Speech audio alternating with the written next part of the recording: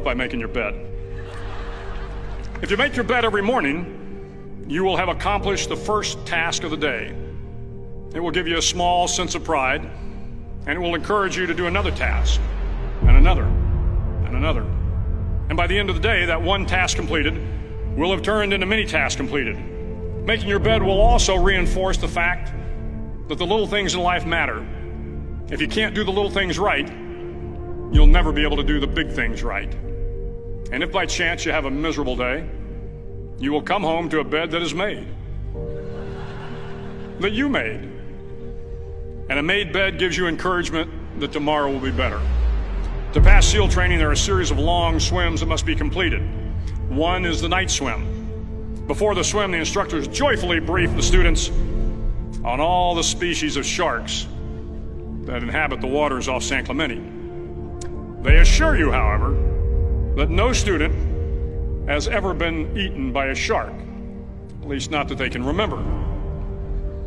But you are also taught that if a shark begins to circle your position, stand your ground. Do not swim away. Do not act afraid. And if the shark, hungry for a midnight snack, darts towards you, then summons up all your strength and punch him in the snout, and he will turn and swim away. There are a lot of sharks in the world. If you hope to complete the swim, you will have to deal with them. So if you want to change the world, don't back down from the sharks. Over a few weeks of difficult training, my SEAL class, which started with 150 men, was down to just 42. There were now 6 boat crews of 7 men each.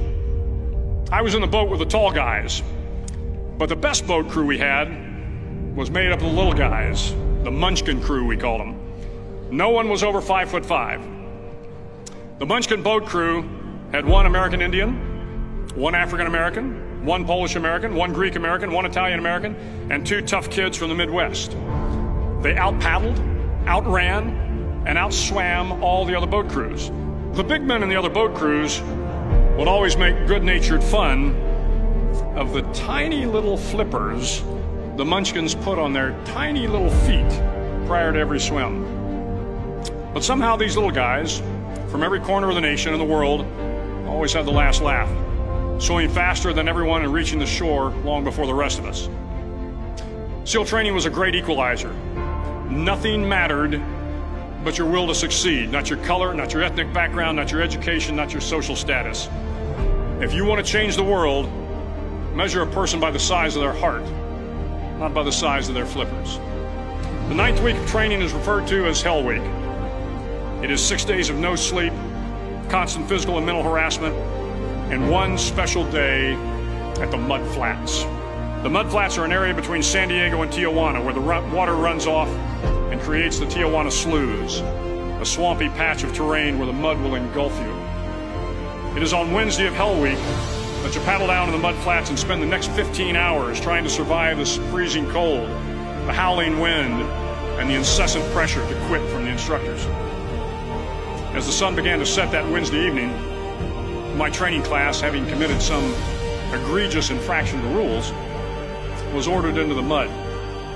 The mud consumed each man till there was nothing visible but our heads. The instructors told us we could leave the mud if only 5 men would quit. Only 5 men, just 5 men, and we could get out of the oppressive cold. Looking around the mud flat, it was apparent that some students were about to give up. It was still over 8 hours till the sun came up. 8 more hours of bone-chilling cold. The chattering teeth and the shivering moans of the trainees were so loud, it was hard to hear anything. And then one voice began to echo through the night. One voice raised in song. The song was terribly out of tune, but sung with great enthusiasm. One voice became 2, and 2 became 3, and before long, everyone in the class was singing. The instructors threatened us with more time in the mud if we kept up the singing, but the singing persisted, and somehow the mud seemed a little warmer, and the wind a little tamer, and the dawn not so far away. If I have learned anything in my time traveling the world, it is the power of hope. The power of one person, a Washington, a Lincoln, King, Mandela, and even a young girl from Pakistan, Malala. One person can change the world by giving people hope. So if you want to change the world, start each day with a task completed. Find someone to help you through life. Respect everyone. Know that life is not fair and that you will fail often. But if you take some risks, step up when the times are the toughest, face down the bullies, lift up the downtrodden, and never ever give up. If you do these things, the next generation and the generations that follow will live in a world far better than the one we have today. And what started here will indeed have changed the world for the better.